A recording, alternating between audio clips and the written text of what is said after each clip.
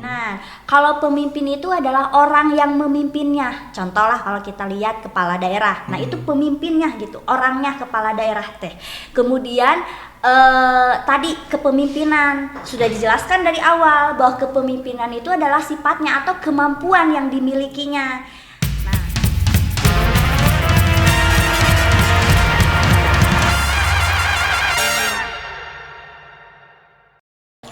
Halo, selamat pagi, siang, sore, malam, atau kapanpun teman-teman administrasi pemerintahan mengakses video ini. Perkenalkan, saya Darul Ramadan dari Administrasi Pemerintahan Angkatan 2021. Pada kesempatan ini kita bakal ngomongin sedikit tentang kepemimpinan pemerintahan dengan narasumber kita yaitu Bu Selvi selaku dosen mata kuliah Kepemimpinan Pemerintahan. Untuk selengkapnya, mari kita simak video berikut ini. Halo Ibu, apa kabar Bu? Halo Daru, kabar baik. Alhamdulillah. Nah, saya ini kebetulan kesempatan siang sore hari ini tuh bakal tanya-tanya dikit soal kepemimpinan nih Bu. Apakah Ibu bersedia Bu? Boleh Daru. Nah, mungkin kita mulai dari pertanyaan yang gampang-gampang dulu lah, easy level Bu. Nah, menurut Ibu kepemimpinan itu apa Bu?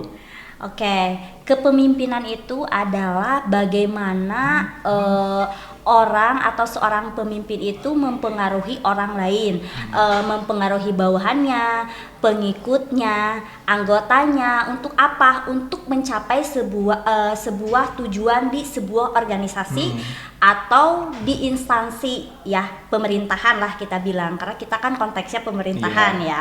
Nah, jadi intinya dalam kepemimpinan itu ada kemampuan yang dimiliki seorang pemimpin untuk mempengaruhi bawahannya, anggotanya. Untuk apa? Untuk mencapai sebuah tujuan dari organisasi dan instansi gitu Mas Daru.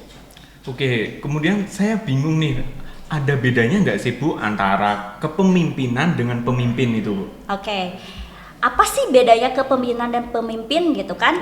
Kita udah bahas nih di kuliah pertama. Mas Daru ikut kan kuliah? Oke. Sebelum saya jawab, Mas Daru dulu yang jawab. Apa sih antara perbedaan antara pemimpin dan kepemimpinan? Oke, mungkin ini jawaban yang mungkin hanya saya aja, dari pemikiran saya aja ya Bu. Kalau menurut saya ya Bu, kepemimpinan itu kemampuan seseorang untuk memimpin gitu Bu. Sedangkan seorang pemimpin itu orangnya atau objeknya atau subjeknya gitu ya Bu. Nah, yang benar gimana Bu? Nah, betul sekali Mas Daru. Jadi itu perbedaannya antara pemimpin dan kepemimpinan. Kalau pemimpin itu adalah orang yang memimpinnya. Contoh lah kalau kita lihat kepala daerah. Nah, itu pemimpinnya gitu, orangnya kepala daerah teh.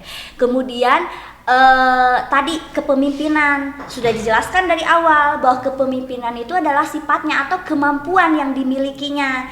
Nah, itu kan udah kelihatan nih dari segi pengertian pemimpin dan kepemimpinan.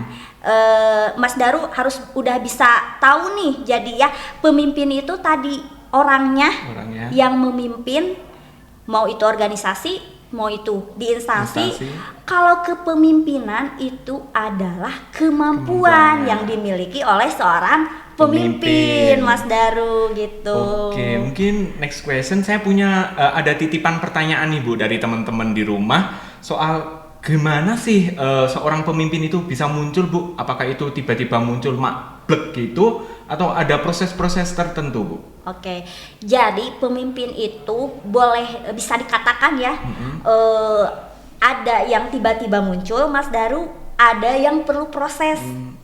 Oke, saya kasih tahu nih ke Mas Daru dan teman-teman semua bahwa ada 3 teori yang menjelaskan munculnya pemimpin. Jadi ada 3 nih Mas Daru. Yang pertama itu ada teori genetis, kemudian yang kedua itu ada teori sosial lawan dari genetis. Nanti ya kita bahas satu-satu apa teori genetis itu, apa teori sosial, dan yang terakhir itu ada teori ekologis atau disebut juga dengan sintesis. Jadi teori ekologis itu kombinasi atau campuran dari teori tadi genetis dan teori sosial. Oke, kita bahas satu-satu Mas Daru. Nah, teori genetis itu adalah pemimpin itu muncul itu pada saat dia lahir gitu. Jadi dilihat dari bakat sejak dia lahir gitu.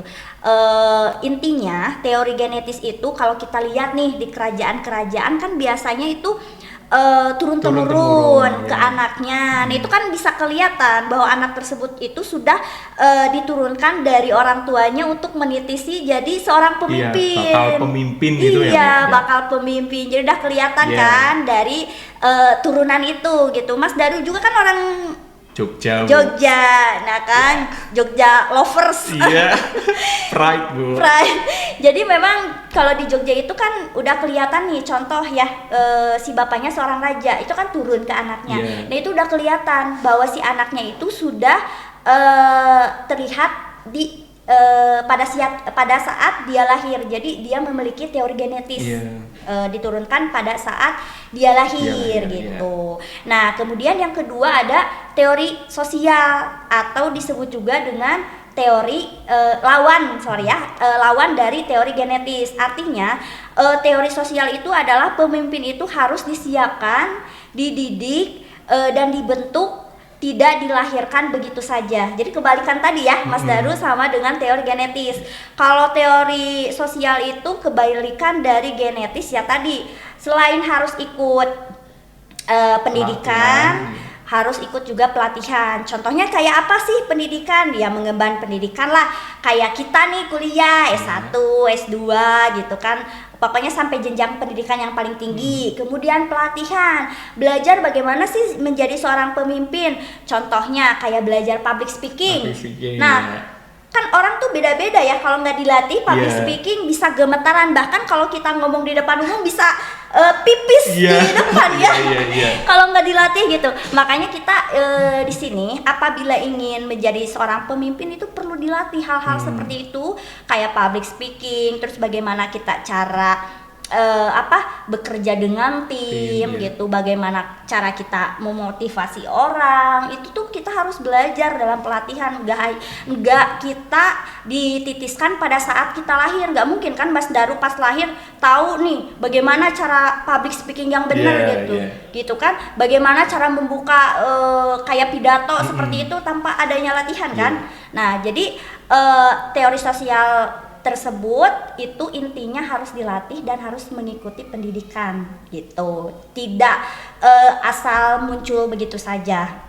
Kemudian yang ketiga ada teori dari campuran dari teori tadi genetis sama sosial, yaitu teori ekologis atau disebut juga dengan teori sintesis ya Mas Daru.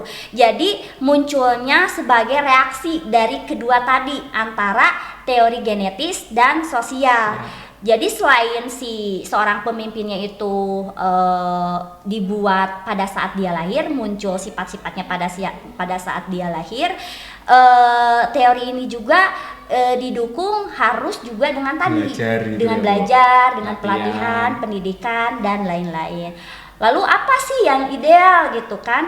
Ideal pada saat pemimpin itu ada, muncul pemimpin. Jadi yang ideal itu yang tadi teori ekologis dan atau sintetis gitu. Jadi itu yang paling ideal dalam teori munculnya kepemimpinan atau menjadi seorang pemimpin. Kenapa? Karena selain tadi ya muncul akibat pada saat dia lahir, didukung pada saat dia lahir, sifat-sifat dan lain-lainnya juga didukung dengan tadi, dengan pembelajaran, pendidikan sama pelatihan. Nah itu Mas Daru, yang paling ideal itu adalah teori ekologis gitu, karena tidak cukup hanya dibekali keturunan saja. Kita tuh harus belajar gitu. Kalau tidak belajar nggak bisa kan? Seperti itu Mas Daru itu. Oke, berarti kesimpulannya itu pemimpin yang baik atau munculnya pemimpin yang baik itu dari hasil gabungan dari dua tadi ya Bu. Selain dia dilahirkan memang memiliki ciri-ciri pemimpin, dia juga perlu belajar lagi itu ya Bu. Nah tadi Ibu sempat menyinggung soal Jogja. Nah saya kan orang Jogja nih ya Bu. Nah di Jogja itu kita punya bukan adat, tapi kita tuh kayak udah punya prinsip narimo ing pandum gitu Bu, atau kita nerima aja gitu, atau kita juga legowo gitu. Nah menurut Ibu pemimpin yang punya sifat atau karakteristik legowo atau narimo ing pandum itu perlu nggak sih, atau penting nggak sih, atau yang seharusnya itu gimana Bu? Oke, jadi kayak sifat tersebut ya Itu kalau menurut saya penting. Kenapa? Karena seorang pemimpin itu harus bisa menerima kritikan dari bawahannya, menerima kritikan dari masyarakat. Kenapa? Karena untuk bahan evaluasi dia sendiri. Apa sih nih yang kurang dalam kepemimpinan gue gitu ya? Kenapa orang-orang nggak mau nurut gitu? Kita kan tahu apakah kita kurang memotivasinya. Terus gimana sih ini kerjaan dari bawahan atau aparat yang ada di bawahan kita itu acak-acakan. Nah berarti itu kan evaluasi diri kita ya. Kenapa kita apakah kita kurang menggerakkan atau kita mengarahkan. Jadi kalau menurut saya itu sangat perlu dimiliki oleh seorang pemimpin gitu. Kita kebayang deh kalau pemimpin itu nggak mau nerima kritikan-kritikan ya dari apalagi kan namanya seorang pemimpin, gak semuanya orang seneng sama kita gitu kan. Ada juga walaupun kita udah bener nih di mata yang gak seneng, tetap kita salah gitu kan gitu Mas Daru. Jadi itu sangat penting sekali dimiliki oleh seorang pemimpin gitu. Oke, ngomongin soal evaluasi diri nih Bu. Nah kebetulan kali ini tuh saya diamanai buat jadi ketua organisasi nih Bu di kampus. Nah saya tuh ngerasa kalau saya tuh belum bisa menggerakkan, belum bisa memotivasi anggota saya. Nah menurut Ibu apa sih yang perlu diperbaiki dari saya, atau idealnya seorang pemimpin itu gimana Bu? Nah tadi ya, ideal seorang pemimpin itu tadi harus bisa memotivasi. Nah kalau Mas Daru nih jadi seorang ketua ya, ketua di mana Mas Daru? Di BPA Atom Bu, Badan Perwakilan Angkatan. Ketua. Nah, Mas Daru ngerasa nih bahwa bawahannya itu kurang mendengarkan. Nah, berarti harus refleksi diri gitu. Apa sih yang kurang dari diri saya? Kenapa sih anggota saya itu nggak mau ngikutin apa arahan dari saya? Apakah memang arahan saya kurang dimengerti atau komunikasi saya yang kurang dengan bawahan? Jadi itu harus refleksi diri mana atau menilai lah ya, menilai kepemimpinan yang kita laksanakan. Kenapa sih bisa seperti itu? Apa yang kurang dari kita? Jadi itu bisa jadi bahan evaluasi. Apakah dari tadi ya? Apakah komunikasi nih kurang ke bawahan? Jadi bawahan dari kita itu tak tahu gitu apa yang kita sampaikan gitu. Atau memang selain komunikasi atau memang kurang menyampaikan atau apalagi gitu. Jadi harus dipikirkan, direfleksi mana yang kurang dari kepemimpinan yang kita lakukan gitu. Nah, Mas Daru. Saya juga numpang curhat dikit Ibu. Nah, menurut Ibu gestur atau pembawaan seorang pemimpin itu perlu nggak sih Bu? Soalnya dengan gestur saya yang seperti ini, dengan pembawaan saya yang suka ceplas-ceplos, banyak bercanda itu, ya itu tadi saya merasa kurang dihargai mungkin gitu ya Bu. Nah, menurut Ibu gestur atau pembawaan seorang pemimpin itu perlu nggak Bu? Gestur ya, kalau menurut saya itu sangat perlu sekali. Karena kita ngelihat nih seorang pemimpin itu apabila dari bentuk postur tubuhnya tuh udah kelihatan. Kalau yang tegap, wah gagah banget nih jadi pemimpin. Kalau yang playa-playa kayak dandan kayak gitu-gitu kan kita ngelihatnya nggak pantas tuh orang jadi pemimpin gitu. Jadi memang gestur di sini sangat diperlukan sekali kalau ingin jadi seorang pemimpin yang disegani. Ya kita tunjukkan bahwa kita itu baik nih jadi seorang pemimpin bagus gitu, dari mulai cara berpakaian, gerak tubuh, bahkan bahasa gitu. Itu sangat perlu sekali dimiliki oleh seorang pemimpin. Jadi gestur ini sangat penting sekali Mas Daru. Mas Daru ini kan jadi ketua jadi ketua harus menunjukkan nih kalau Mas Daru itu pantas jadi seorang pemimpin. Ya jangan kayak suara nih.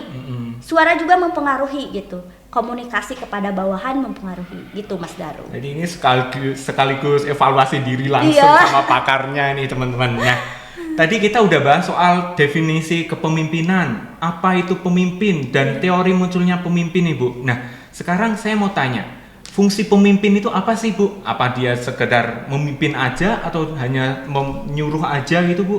Oke, jadi gini ya Mas Daru, untuk fungsi pemimpin itu menurut Pak Muaji ya, yang buku saya yang baca gitu, jadi fungsi kepemimpinan itu ada dua. Yang pertama itu ada pengambil keputusan, yang kedua itu ada motivasi. Nah, untuk pengambil keputusan itu adalah dalam rangka menjalankan kekuasaan atau memecahkan masalah dalam sebuah organisasi atau instansi. Nah, dalam pengambilan keputusan pun tidak serta-merta hanya mengambil keputusan apabila ada masalah. Ada teknik dalam pengambilan keputusan dalam kepemimpinan. Pertama, kita harus tahu dulu kronologis dari permasalahan yang ada di organisasi atau instansi tersebut ya. Kita cari tahu dulu kronologisnya, akar permasalahannya tuh dari mana gitu kan, kita cari tahu. Setelah itu kita buat alternatif dari solusi pemecahan masalah. Kita bikin nih contoh 2 alternatif atau 3 alternatif, contoh A, B, C gitu kan. Nah, setelah itu kita analisis lagi dari alternatif tadi gitu kan. Analisis mana sih yang lebih menguntungkan dan kerugiannya lebih sedikit nih ya. Nah, kita pilih contoh yang solusi yang B gitu. Nah, nanti kita coba putuskan, terapkan, tapi harus ada solusi gitu. Solusi dari permasalahan tersebut gitu. Nah, kita jalankan dulu nih dari tadi keputusan yang kita ambil. Setelah beberapa berjalan, nah kita evaluasi. Apa sih yang kurang dari keputusan yang kita ambil dari permasalahan? Apakah sudah menjawab permasalahan atau muncul masalah baru nih setelah kita putuskan? Jangan malah nambah masalah. Iya, makanya berabe. Jadi memang di sini diperlukan sekali teknik pengambilan keputusan pada kepemimpinan gitu. Nah, nanti setelah kita jalankan keputusan yang tadi yang sudah kita buat, kita evaluasi. Nah, tadi apakah sudah menjawab permasalahan atau belum? Kalau belum, kita evaluasi lagi mana yang kurang dan mana yang harus ditambah gitu ya. Jadi fungsi pemimpin yang pertama yaitu pengambilan keputusan. Kemudian yang kedua memotivasi. Artinya memotivasi itu adalah usaha memberikan dorongan agar orang-orang mau bekerja atau bergerak dengan penuh kesadaran untuk mencapai tujuan yang dihendaki oleh pimpinan. Jadi tadi sebuah organisasi itu mungkin nggak ada tujuan gitu kan. Jadi tugas pemimpin itu untuk memotivasi, untuk mempengaruhi anggota atau bawahannya untuk mencapai tujuan organisasi dan instansi tersebut. Nah, itu ya Mas Daru, diingat-ingat fungsi pemimpin yang paling penting menurut Pak Muaji itu ada 2. 1 itu pengambil keputusan, 2 memotivasi. Jadi dalam hal ini kan Mas Daru jadi ketua nih, harus bisa dong memotivasi anggotanya gitu. Itu yang disebut dengan bagaimana kepemimpinan itu bisa berjalan. Artinya bisa mempengaruhi gitu, Mas Daru. Oke, mungkin kita udah ngobrol panjang ya nih Bu. Ada closing statement untuk calon-calon pemimpin bangsa nih Bu, dari Ibu mungkin Bu. Ada nih. Jadi pemimpin itu harus mempunyai sifat tanggung jawab kan tadi, terus mengayomi masyarakat, bisa memotivasi juga, bisa menggerakkan. Nah, dari kemampuan-kemampuan tadi seorang pemimpin itu maka harus disiapkan dulu sejak dini tadi, ikut pelatihan, ikut pendidikan, karena pemimpin yang baik itu bisa diikuti oleh masyarakatnya gitu, Mas Daru. Oke, mungkin dari perbincangan ini biasanya bapak saya tuh nyebut kita ngobrol gini teng-teng cerit Bu, atau tengok-tengok cerita gitu ya. Orang cerita. Apa itu artinya Mas Daru? Itu kita duduk tapi sambil ngobrol santai gitu aja sih Bu. Oke. Mungkin sekian ya pembahasan dari kita mengenai teori, definisi, bahkan sampai fungsi-fungsi pemimpin pemerintahan gitu Bu.